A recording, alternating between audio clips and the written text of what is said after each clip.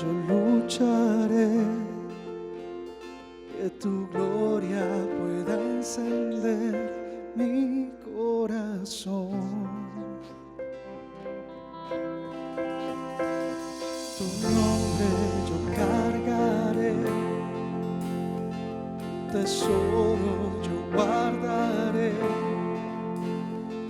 tu gloria pueda encender mi corazón.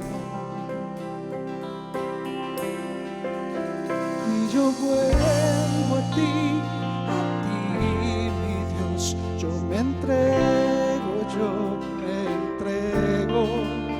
Y yo vivo solo para ti, alma y corazón te entrego.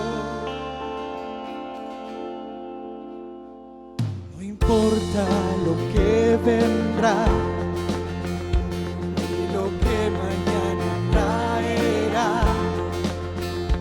que tu gloria pueda llenar mi corazón, y yo vuelvo a ti, mi Dios, yo me entrego, yo me entrego. Yo vivo solo para ti, mi alma y corazón te entrego. Hoy vuelvo a ti, te entrego hoy mi corazón. Hoy vuelvo a ti y vivo por lo que es eterno.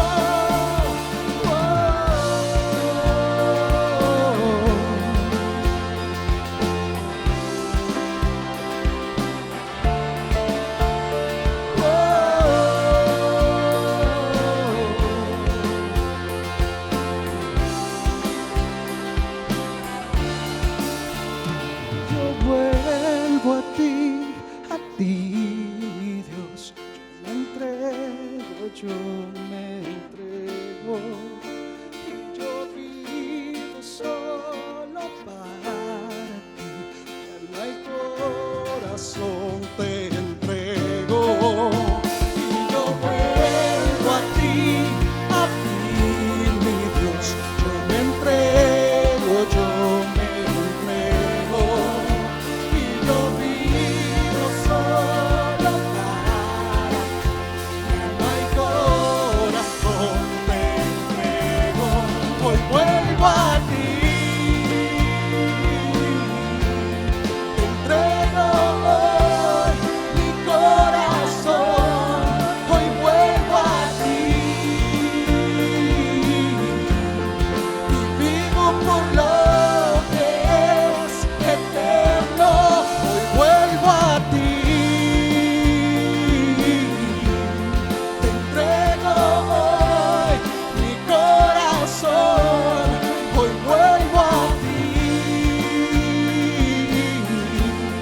y vivo por lo que es eterno.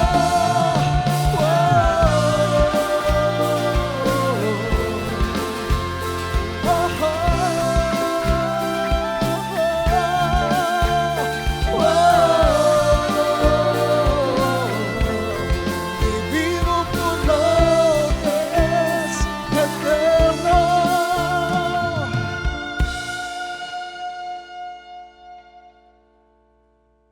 No importa lo que vendrá, ni lo que mañana traerá, que tu gloria pueda llenar mi corazón. Hoy vuelvo a ti, mi Dios. Hoy volvemos a ti, Señor. Amén. Hola, como iglesia nos tomamos el tiempo de compartir con cada padre un saludo y expresión de alegría en su día.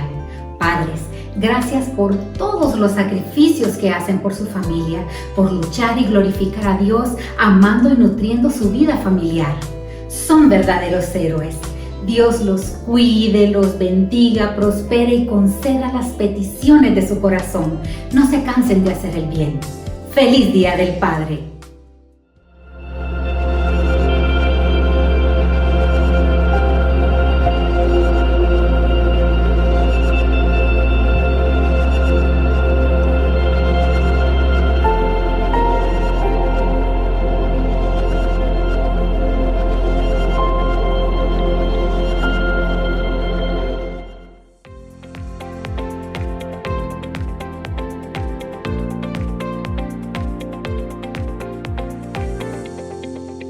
Qué bueno que podemos estar nuevamente aquí en este día tan bonito. Y quisiéramos hablar nuevamente de las convicciones. Hemos hablado de varias convicciones que tenemos en nuestra iglesia y hoy queremos hablar y proseguir en cierta forma de algo que para nosotros, para la Gran Comisión y para Dios en sí es bien importante. Vamos a hablar de la convicción de tener una familia sana, sólida y en esa sanidad, en ser sólido, también tener hijos que sean hijos que glorifiquen a Dios. Yo recuerdo que cuando nosotros llegamos a nuestra iglesia aquí hace muchos años, era normal conocer matrimonios que tenían por lo menos 4, 5, 6 hijos y para nosotros como que no era extraño. Sin embargo, esa costumbre, vamos a decirlo así, ese uso de familias grandes, poco a poco se han ido mermando. Poco a poco se ha ido perdiendo el hecho de considerar la trascendencia de Dios, lo importante que Dios tiene, lo que Dios considera para tener familias sólidas. Y obviamente en todo esto tenemos que ver de dónde vienen esos pensamientos, por qué es que muchos de nosotros hemos perdido convicciones acerca de la familia y acerca de los hijos. Obviamente podríamos pensar, pero es que yo creo que Dios cuando manda algunos mandatos, valga la redundancia, Él puede estar no considerando lo que está pasando en el siglo XX, en el siglo XXI. Y yo creo que Dios siempre es el Dios eterno, Él sabe lo que está pasando, Él sabe lo que va a pasar y por lo tanto sus mandamientos son eternos. Ahora, ¿por qué es que nosotros venimos y no los estamos perdiendo, de no abrigarlos en nuestros corazones, en nuestra alma? Y vamos entonces a pensar, a ver lo que Dios nos manda acerca de la familia, acerca de los hijos, acerca de la multiplicación de nuestros hijos. Dice en Génesis 1:28, y los bendijo Dios con estas palabras: reprodúzcanse, multiplíquense y llenen la tierra, domínenla. Sean los señores de los peces del mar, de las aves de los cielos y de todos los seres que reptan sobre la tierra. Aquí Dios nos está ordenando, nos está diciendo, y en este caso está hablándole a la humanidad, la tarea que tenemos de reproducirnos, de multiplicarnos, de estar en esta tierra con un propósito, con un plan que Él mismo ha diseñado. Y no solamente lo dice ahí en este libro de Génesis, también en Jeremías 30:19 dice: de en medio de ellos saldrán alabanzas, voces de una nación en pleno regocijo. Yo haré que, lejos de disminuir el número de ellos, se multiplique. Yo los multiplicaré y aumentaré su número. Así que la multiplicación, el hecho de que el número se engrandezca, es un resultado de un deseo de Dios para con nosotros. Él desea eso. Y también dice en Génesis 12:2, yo haré de ti una nación grande, te bendeciré y engrandeceré tu nombre y serás bendición. Así que el multiplicarse es una bendición de Dios. El ser familias grandes se convierte en una bendición y en cierta forma en un mandato de Dios. Y aquí nosotros entonces vemos dos cosas. Uno, la familia está en el corazón de Dios. Y en segundo, vemos que los hijos deben ser el resultado de la obediencia a Dios. ¿Por qué? Porque cuando dice que nos debemos multiplicar, ese es un fruto. Así que eso está en el corazón de Dios. Y como le estaba diciendo, puede ser que nosotros pensemos, no, pero ¿por qué hasta en este siglo, en esta etapa, tenemos que seguir con esa obediencia cuando hay tantas circunstancias alrededor de las cuales nosotros estamos muchas veces convencidos, en las cuales la familia y los hijos pasan a un segundo término? ¿Será que podríamos pensar que no es real para nosotros hoy en día estos pasajes de la Biblia? ¿Será que no está para nosotros esos pasajes de la Biblia? Sin embargo, lo que nosotros podemos ver aquí es que lo que nos enseña es las convicciones que nosotros tenemos que ser parte de nosotros, que sean parte de nosotros. Y además de que esas convicciones sean parte de nosotros, tenemos que ver que cuando nuestros pensamientos, cuando nuestro corazón está en contra de cumplir ese mandato de Dios, significa que hay alguien que está metiéndonos en nuestro corazón el que no obedezcamos a Dios. Y el enemigo número uno que tiene Dios es Satanás. Y Satanás va a usar muchas artimañas de la que él conoce para venir y convencernos de nosotros no tener esa cantidad o no multiplicarnos así como Dios lo quiere. Y Dios sabe eso, el enemigo también lo sabe. Y el diablo no va a tratar de venir y convencernos a nosotros. No nos va a salir en una noche y nos va a decir, no tengas hijos, no te cases, no tengas familia. No va a venir así. Él va a usar otras artimañas, otras cosas que de una manera bien sutil pueden y llegan a nosotros. Por ejemplo, el diablo puede usar el hecho de las riquezas. El decir, no las riquezas que uno quiere ser rico, sino que generalmente nosotros estamos en nuestra mente pensando en las circunstancias económicas para pensar si económicamente estamos bien, entonces en todas las demás áreas van a estar bien. Y hablando de las riquezas, hay un pensamiento, hay una filosofía que es muy antigua, hay un pensamiento que es bien antiguo, que es bien humano, y que es una filosofía que se ha opuesto completamente a Dios y utiliza las riquezas y cualquier otra cosa para que nosotros seamos desobedientes a Dios. Y esa filosofía se llama el humanismo. El humanismo es poner al hombre en lugar de Dios. Es decir, vamos a considerar antes que obedecer a Dios, vamos a considerar nuestro propio bien, nuestro propio beneficio. Eso es el humanismo, ponerse en el centro, sacar a Dios del centro y poner al hombre en el centro. Y cuando se pone al hombre en el centro de nuestra vida, entonces cuando nos ponemos nosotros en el centro, sacamos al Señor, sacamos a Dios, sacamos sus principios y obviamente de eso viene a repercutir en no ser obedientes a sus mandatos. Dice en Mateo 6:24, nadie puede servir a dos amos, pues odiará a uno y amará al otro, o estimará a uno y menospreciará al otro. Ustedes no pueden servir a Dios y a las riquezas. Entonces, aquí viene el punto. El humanismo nos pone a que nosotros podamos decidir entre Dios y las riquezas. Y si nosotros somos honestos, vamos a entender que cuando se habla de las riquezas, nosotros ponemos nuestras riquezas antes que a Dios. Ahora entonces, vamos a seguir entonces con otro pasaje que está en 1 Timoteo 6, del 9 al 10.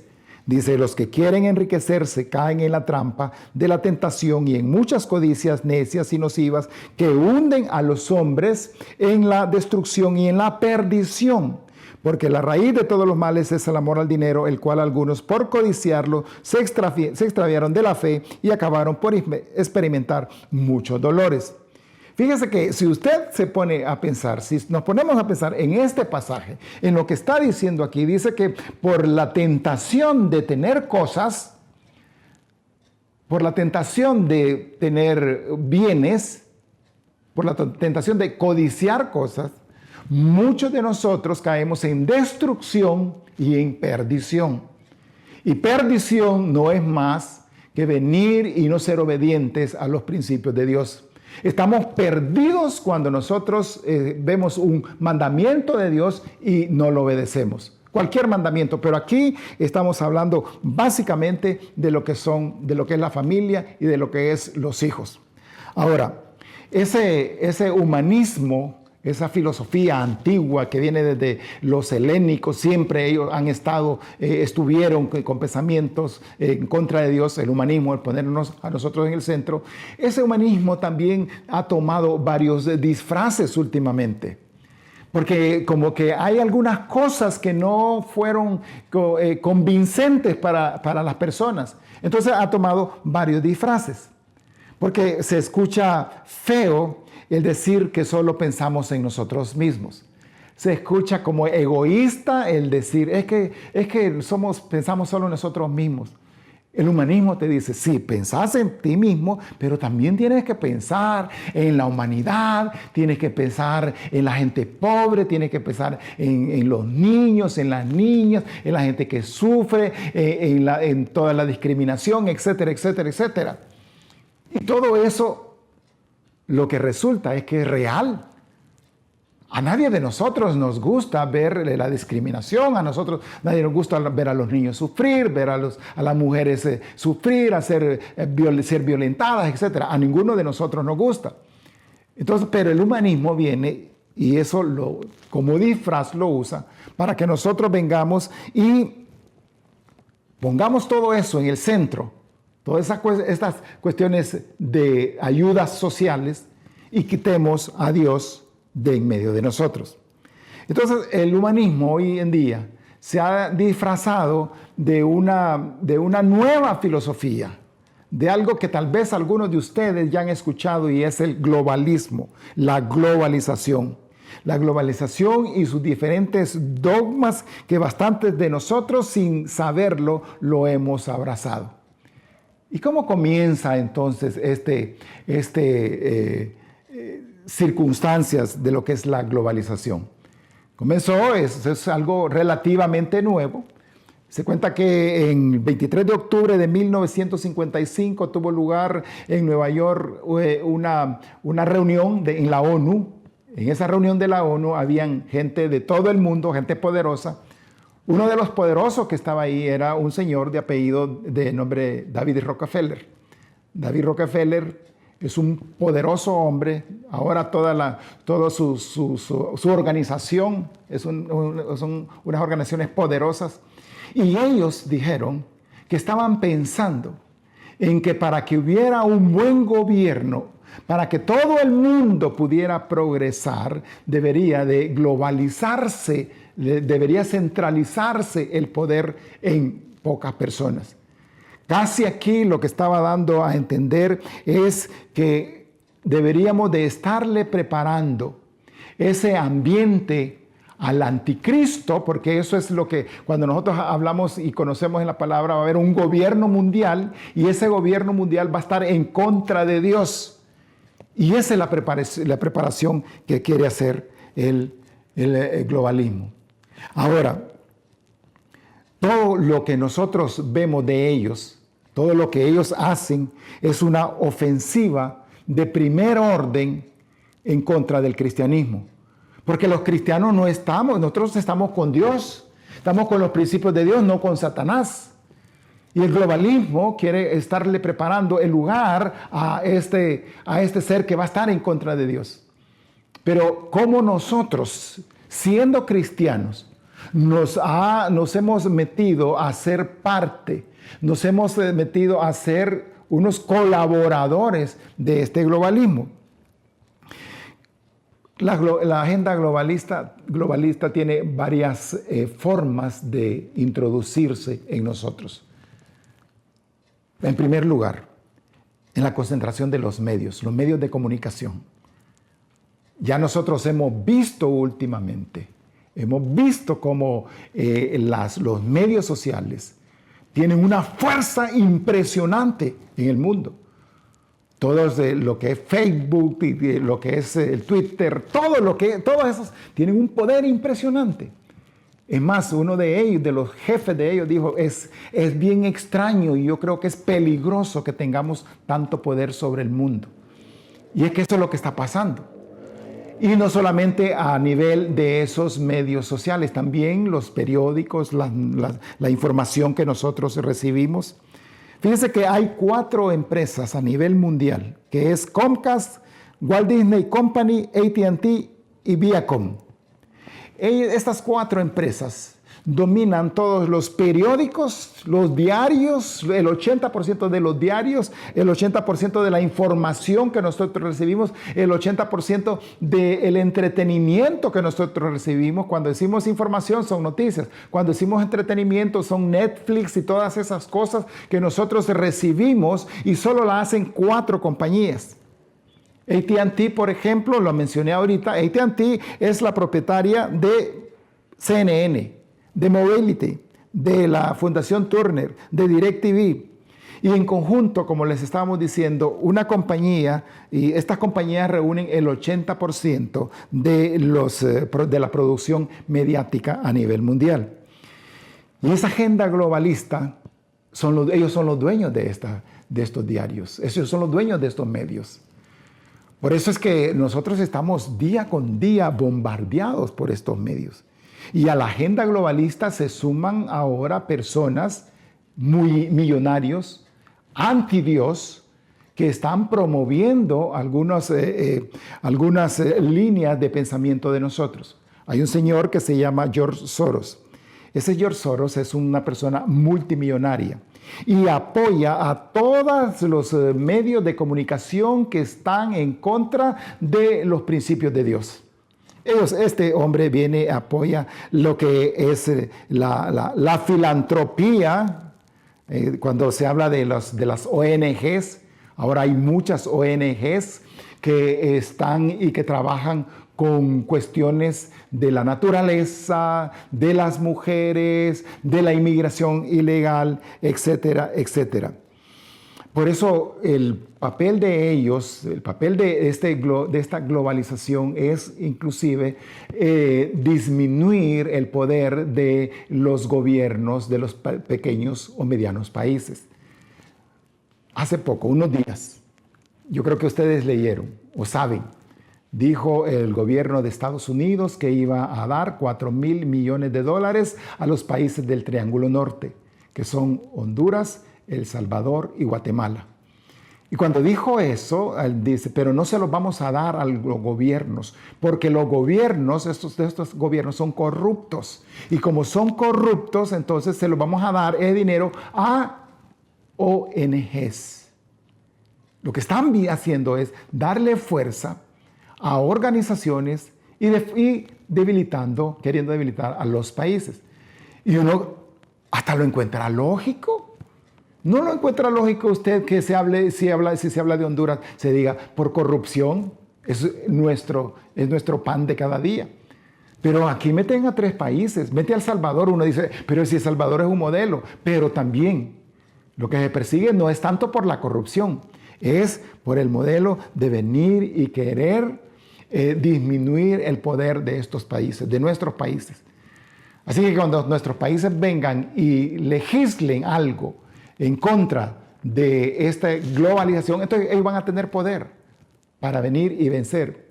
Mire, no es tarde el hecho cuando vengan nuevamente y nos impulsen a los legislativos, al poder legislativo, para que eliminen lo que tanto ha costado con la ley contra el aborto. Pero es que eso se está llevando. Y nosotros lo vemos bien. Y otra de las cosas que se pretenden para debilitar estos países es la legalización de las drogas. En México, esta semana pasada, se legalizó lo que es la marihuana. ¿Y sabe cómo lo consideran todo esto? ¿Cómo lo llevan? ¿Cómo lo meten en el corazón suyo y en el mío? Por los derechos humanos. ¿Pero qué es derecho humano? Es un derecho humano la inmigración, etcétera, etcétera. Y por ahí viene entonces que usted puede ver estos medios de comunicación que tienen una publicidad tremenda, en el cual hablan por ejemplo, en CNN hay unos cintillos ahí. ¿Qué piensa de la discriminación? ¿Y qué piensa usted de la igualdad? Y la discriminación la toman, y es cierto. Y la igualdad la ven ahí y uno piensa, sí es cierto. Pero en el fondo, lo que están poniendo, lo que están escribiendo es, cuando se habla de esos términos, fíjese usted los fondos de las fotos y las cosas que ponen ahí alrededor. Cuando se habla de igualdad, ¿a qué se están refiriendo? O hablan, hay otro cintillo que dice, yo no soy diferente. ¿Y qué es lo que dice ahí? Este es un proyecto ser humano. Todo eso, si ustedes y yo no lo vemos con los ojos de Dios, nos está permeando, nos está penetrando en nuestra mente. Y todos esos pensamientos nos llevan a pensar y a hacer que la familia y el tener hijos se debilite. Porque la otra cosa que ellos usan para venir es el calentamiento global, en segundo lugar. Y dicen, es que vivimos en un proceso de calentamiento global y todas las cosas, los excesos de climas, lo dicen, hacen culpable al calentamiento global. Y hemos estado analizando, y yo no sé si usted tiene información, pero estos son ciclos, los ciclos de temperatura, todo esto que ha pasado, son ciclos que no necesariamente son y están ocurriendo porque nosotros lo estemos provocando. Así que cuando nosotros vemos lo del calentamiento global, podemos ver que ahora entonces hay movimientos que se levantan de ONGs de apoyo a la madre naturaleza, o a niñas como una joven que las usan para sus medios, una niña de Suecia que habla y la gente dice, oh, eso es lo mejor, eso es lo bueno, es lo que está diciendo, es correcto. Y en cierta forma es correcto, pero la base, lo que se persigue no es lo mejor. O también otra cosa que se usa es la ideología de género. La ideología de género como un derecho humano. Y ahí es donde venimos nuevamente y muchos de nosotros dijimos, bueno, es que parece lógico que se hable, ¿verdad?, de estas cuestiones de la ideología de género. El calentamiento global parece sí que es algo enorme, pero estos grupos están buscando las minorías, todas las minorías que hay en el mundo, para agruparlas en un solo paquete y entre todos luchar para tener esa globalización. ¿Y qué más y qué mejor que usar la ideología de género? La ideología de género, que ya sabemos que pretende romper la naturaleza biológica, hacer cosas que no necesariamente son buenas.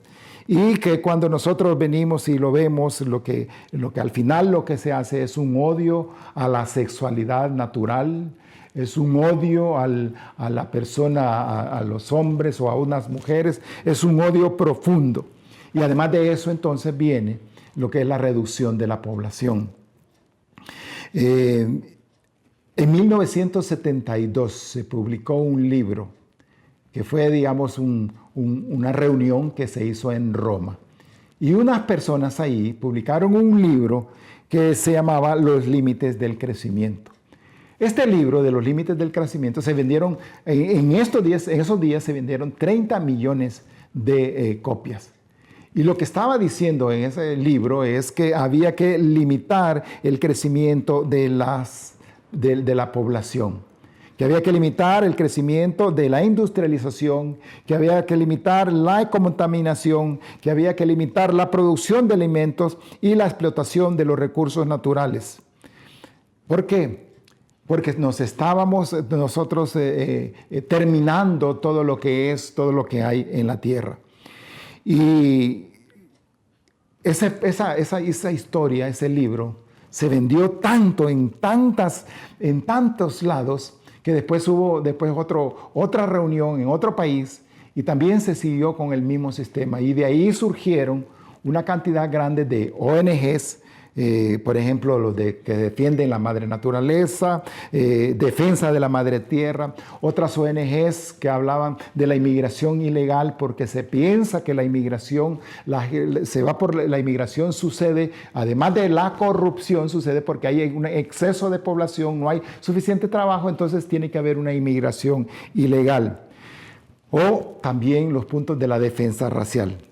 Así que más allá de los límites del crecimiento, donde se afirmaba que la humanidad ya había superado la capacidad de carga del planeta, la última actualización de ese sistema lo que decía es que la única manera de enfrentarse con el calentamiento global y con una supuesta escasez de recursos era con una economía planificada intencionalmente y una reducción drástica de la población. Esto lleva entonces a otros pensamientos como el llamamiento del género humano para que se abstenga de reproducirse a fin de llegar a la extinción gradual de la especie humana. Y en muchos lugares se ha logrado. En China lo han logrado con los abortos. En Estados Unidos millones de abortos.